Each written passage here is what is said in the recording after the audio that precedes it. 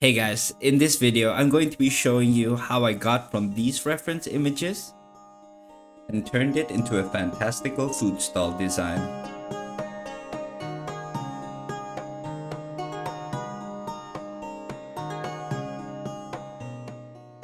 It started off as an entry for an art challenge that I've been running with my art community, and this art challenge is a design jam.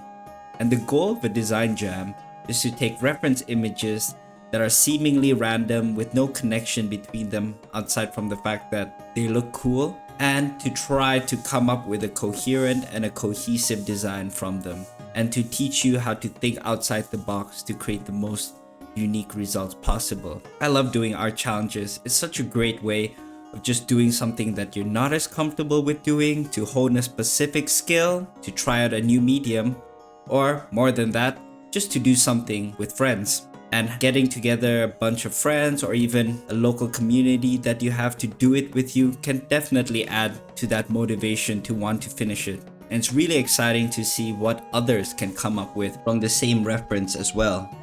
So I'm going to be showing you the thought process and the design thinking that I went through in order to get the results that I've shown you earlier.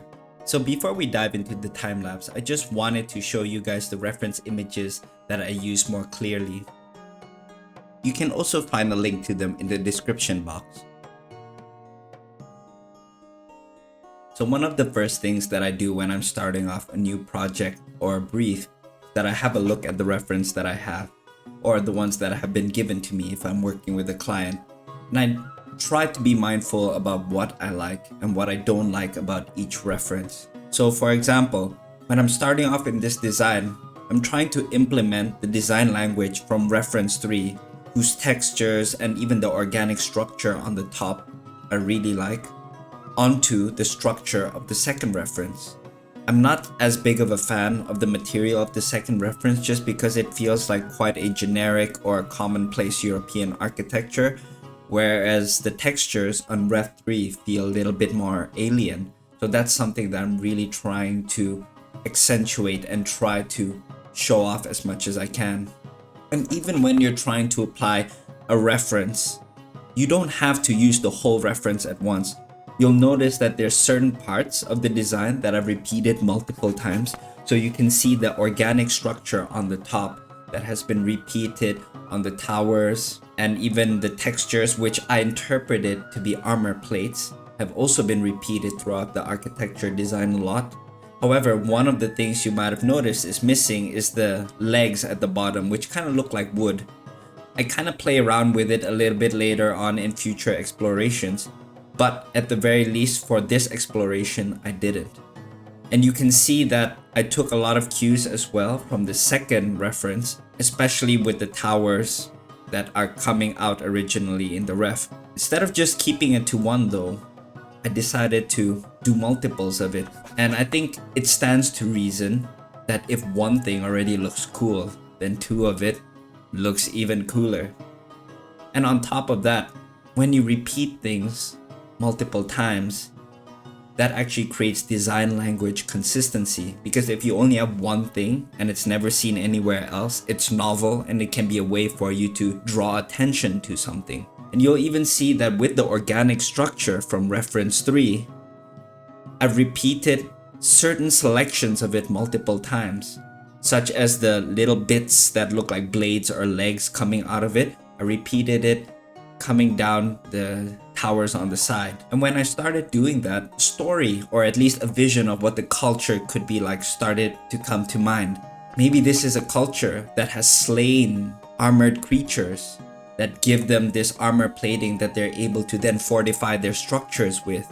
And maybe this is a warrior or hunter like culture, whereupon after slaying these creatures, they can show off just how capable they are just by essentially hanging their trophies outside of the architecture. I mean, sure as hell looks intimidating, doesn't it? I know I've been talking a lot about the second and the third reference a lot, but not so much the first.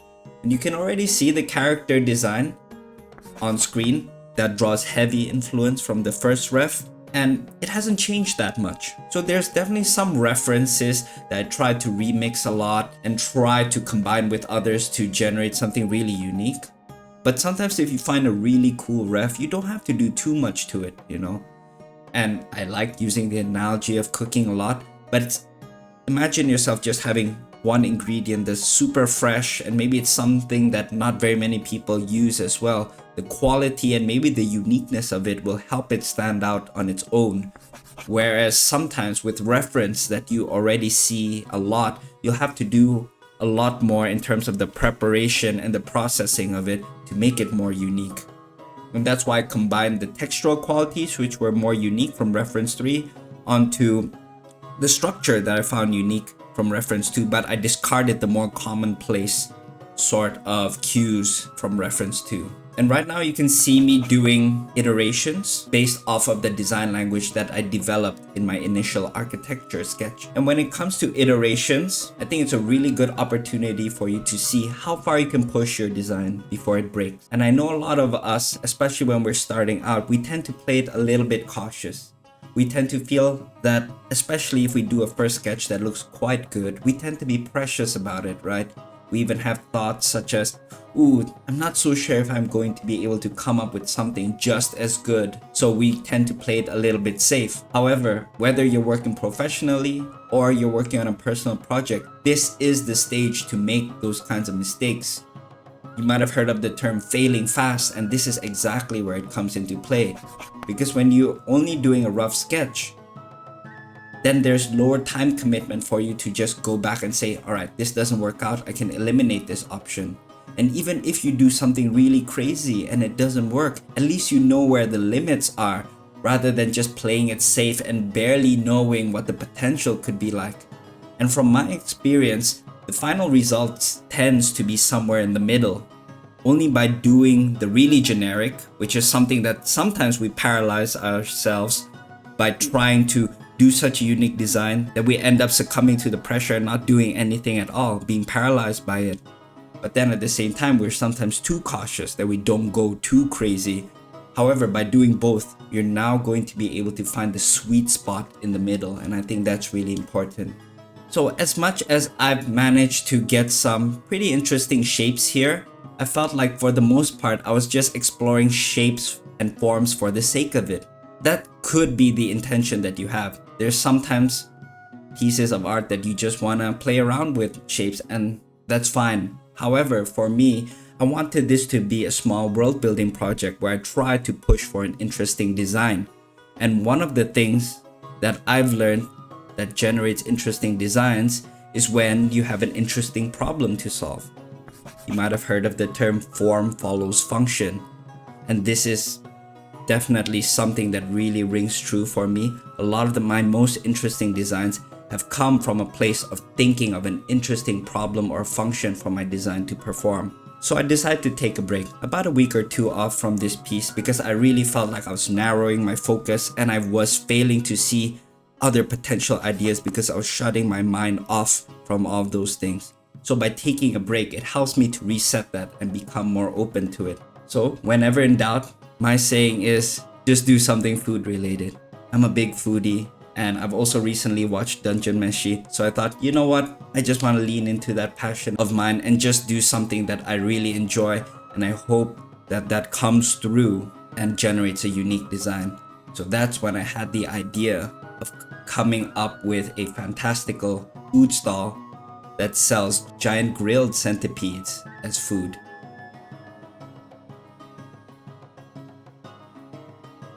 So as you guys might have heard me talk about earlier, I had the idea of this warrior culture that slays these giant armored creatures for building materials that they reinforce their architecture with, or just as part of their daily life. But I thought to myself, what if it wasn't just building materials? Surely, even when they're using all of those armor plates, they had to discard the meat that was encased in it, right? So rather than just throwing it away, maybe they use it as a form of sustenance. And you can see me repeating those same solutions of using the armor plates as a form of construction on the roof and even around the chimney on the side. And on a quick side note, you can see that the chimney on the side is inspired by the second ref Whereas instead of just interpreting it as a tower as the ref originally intended, I'm turning it into a chimney. So you guys probably can see how I'm choosing to interpret my reference. I don't take it so literally where a tower has to be a tower, or even the textures on a pot has to be just for pots.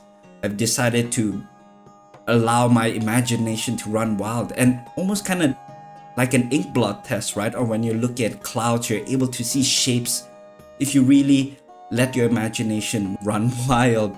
So that's kind of what I was trying to do with my reference. And I thought that these organic structures on the third reference look a lot like a giant insect or lobster. And instead of doing a large architecture as well, I essentially just took that top part of the second ref, and you can kind of see how that inspired this shape. It's essentially rounded, similar to what I'm designing right now. And I've replaced the top structure on the second ref with the structure from the third ref. So it's kind of like, yeah, mixing and matching different parts. And I thought it would be really cool for this orb-like structure on the top to be something that glows. Because insects like fireflies, they're able to give off their own light source, right? So maybe these creatures also can do the same, and you can see me repeating that same solution even in the food stall itself, just to light up when it comes to nighttime, for example. And that gives it a sense that it operates at different times, right? And I think that's easy to forget when we're designing something. We just get so lost in the sauce, and we're just so focused on the technical aspects that we fail to put ourselves in the scene and imagine ourselves like, what if we're a customer? Or even when we're operating the stall, what would we expect to see to allow it to fully function or make it sufficient for us to cook something right there? And I try to hint at it a little bit here with the hanging spices, which I've drawn as these like vague chili-like shapes. And even the chimney is connected to a pipe that drains off the smoke from an exhaust in the middle. And you can see some of the suggestions of the grilled centipede in the middle, even hinting at some utensils possibly, or even boxes that hold the condiments or ingredients, or even tools for the chefs to use inside of the architecture as well. What you can see me doing here right now is that I'm writing out a list. It's essentially writing out a lot of the list of the things that I just mentioned. And I really do think that writing is such an underrated part of the creative process. And what I've just written down here is what I call a functional input list. And the idea of a functional input list is items that you would expect to find in a given design that aid in the readability of that design having specific function. So for example, with a kitchen or a food stall, what would you expect? Knives, maybe condiments, sauces, spices, ingredients, plates, and pots, and even maybe an exhaust pipe. Or at a restaurant, you would expect benches, you would expect maybe a tablecloth, and all of these things. And you might think that, well, why would I need to write it down? I can just as easily think of it in my head. And sure, you possibly can.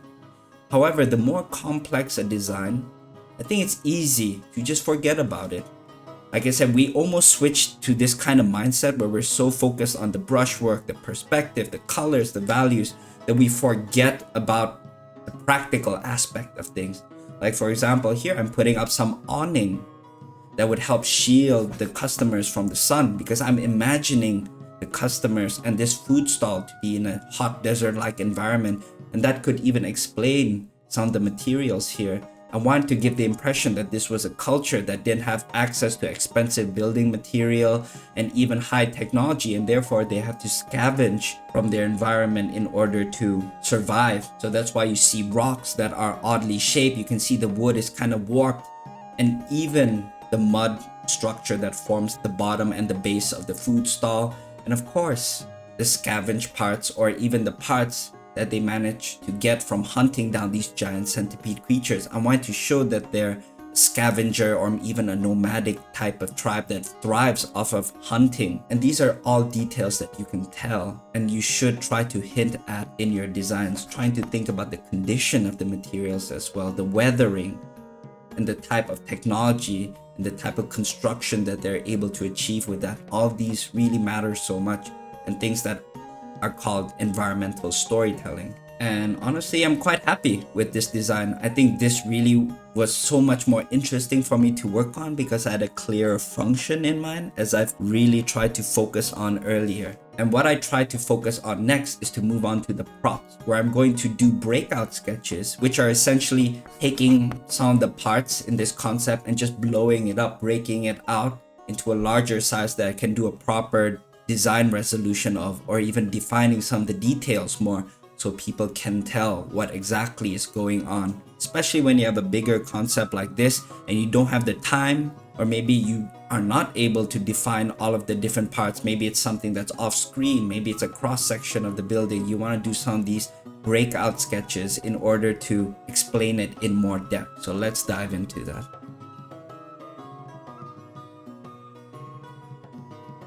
Well, now that I've already got the majority of the hard work done with coming up with the idea, now it's just time to have a little bit of fun and expand on this world that I've just created. And I think when we talk about world building, we think about something that's really widespread and epic and something that spans across different cities and civilizations. But honestly, world building is just can be a small section and snippet, and that's what I try to do this whole challenge for, is to just practice my world building skills. And of course, since we're doing a food stall design, and when it comes to food, there's always going to be an uncooked version and a cooked version. Well, at least when you're selling meats, right? So I wanted to just define what the raw centipede looked like, and then do a cooked version, and also showing how the lanterns that you can get from repurposing the bulb from the centipede's tail could possibly look like. And a lot of these materials are still inspired by the reference. So if you look really closely, reference 3 with the textures, the studs, the colors, that's all drawing upon all those elements, and I'm trying to now define it in a little bit more detail as well. But instead of just doing a normal bulb like a sphere like in the ref, I still try to look for real life examples as well. And I decided to look at what a firefly's abdomen or the glowing bits of it looks like. And it looks like it's segmented.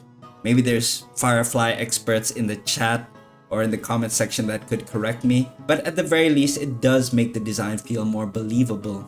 And I think when you have something so close up, it's especially more important that you pay attention to how things kind of connect, how things are constructed, because you and the viewers have the ability now to just discern all these details and scrutinize it in such close up fashion that it's harder to get away from these things.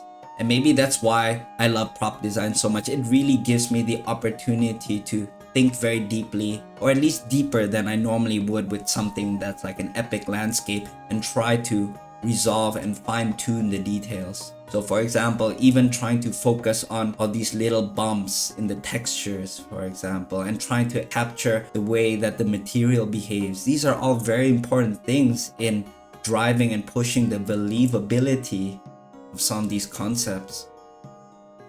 And I also took this world building exercise as a chance to improve my painting skills too. Lately, I've just been working on Procreate a lot, and I've been experimenting with a new brush that gives me this kind of painterly look.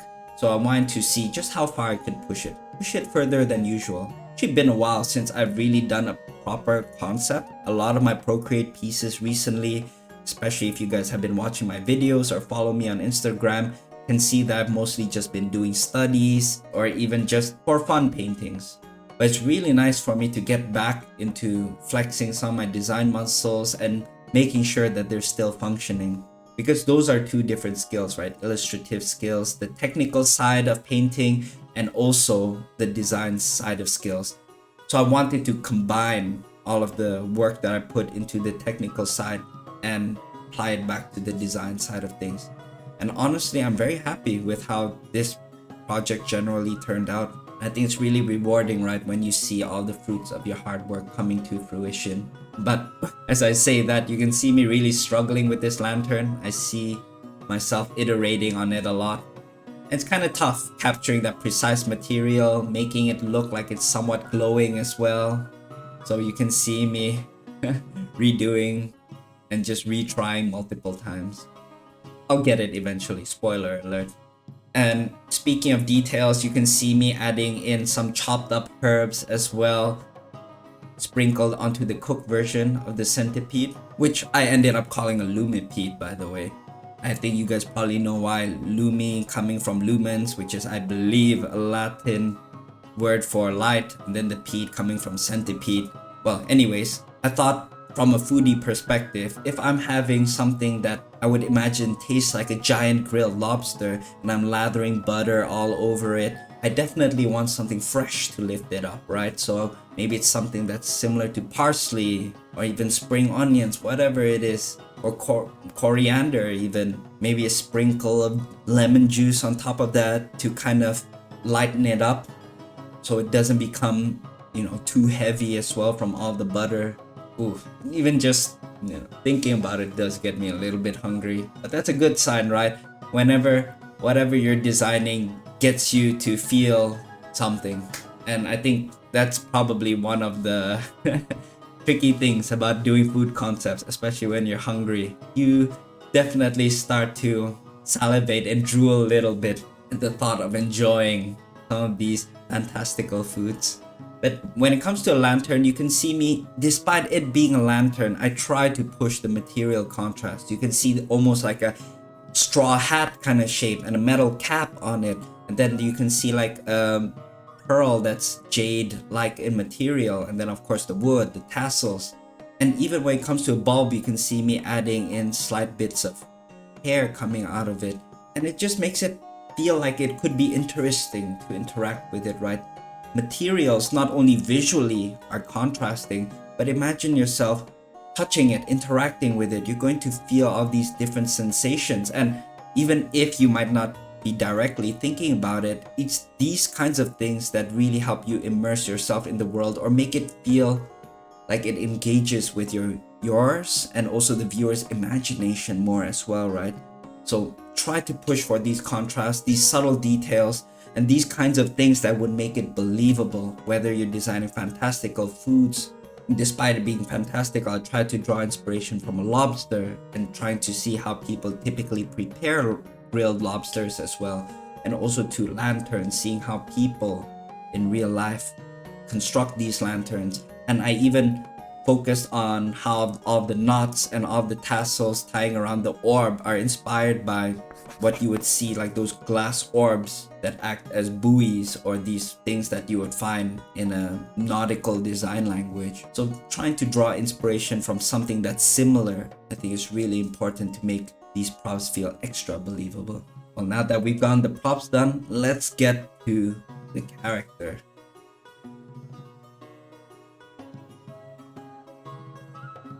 So when it comes to characters, there isn't too much to be said about it. As I mentioned earlier with the first reference, I didn't try and change it too much, and I just decided to apply some of the design language and motifs that would tie it back to the architecture, design, and the props. So you can see me, especially early on, just replacing the normal shoulder pads earlier with something that's made out of lumipede armor.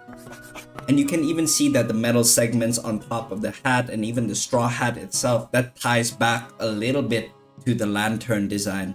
And in fact, some of the lantern design was also inspired by this guy's hat. And I know that the armor isn't particularly functional, similar to bikini armor. I don't think it's going to protect him from anything. But I did want to leave it as a little bit of a clue. Maybe as a way to remind him of his past life as a nomad, as a hunter. And he still wears it to remind him of the good old days, reminding him of his roots. And when it comes to characters that don't necessarily have super crazy silhouettes, you'll get a lot more mileage trying to define the interior parts, so interior details such as textures. I think it's especially important. And I think sometimes even the patterns and the textiles of a culture can certainly tell a lot about it. And I'm really trying to also push the weathering here as well to show that from his nomadic roots, and maybe even due to the harsh environments, he doesn't come from wealth. And in fact, he probably has scarce amount of resources and he has to make do with what he has. I'm trying to really carefully portray that in the way I depict the materials. And as a final touch, I decided to do almost like a toon pass, kind of like a cel shaded game kind of look where I add the line work on top of it. And of course, really taking the time, as I said, to define the nature the characteristics of the material. Even when it comes to tassels, you can see slight stray strings kind of going about, just to show that it's worn, it's been used a lot. And even pushing the material contrast, like just the metal, and then of course maybe even the rougher textiles, and maybe the shawl or even the sash that he has is a little bit smoother, and of course even the wooden sandals that he has. All of these things really contribute towards making the character look more interesting. Alright, now that we're done going over all the concepts, I'm proud to present to you the Lumipede kebab stall and all of its lore. The life of a nomad in Pasir Panas Desert is a grueling and difficult one. The young are taught to hunt from a young age and to familiarize themselves to the treacherous surroundings. However, one nomad named Kazi has decided that this life of constantly uprooting himself was not for him. His rare trip to a town's bazaar opens his eyes to what a settled life could look like, and his taste buds experience flavors that he couldn't imagine before. It was then he decided to plant his roots and open up a food stall. Kazi would still keep connections to his nomadic tribe, having them source exotic meats from the dangerous creatures of the desert that they have grown so adept at slaying. His specialty is his Lumipede kebab, known for its succulence and large portion sizes that are not stingy in flavor either. A Lumipede is as highly sought after as it is dangerous.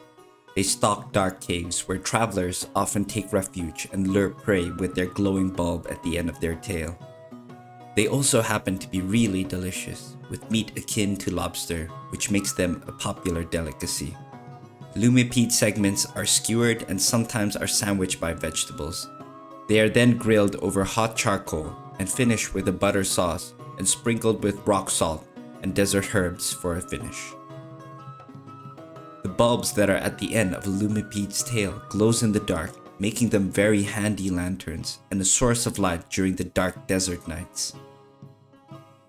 Well, I hope you guys enjoyed having me going over my design process from start to finish, how I try to maximize the use out of the references, the limited references that I've been given, and how I try to come up with a unique idea from it.